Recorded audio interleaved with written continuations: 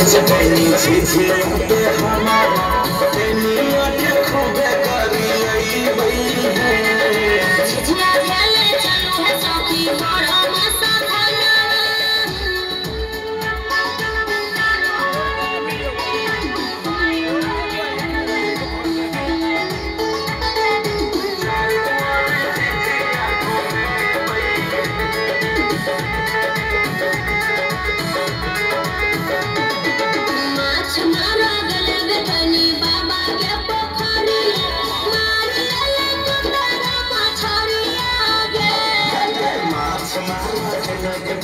बाबा के पोखरी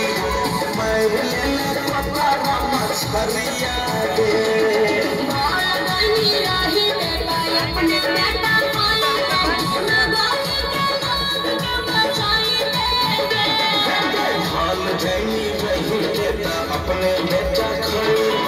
बंगाल के लोग के बचाई दे माछ मारो गले गनी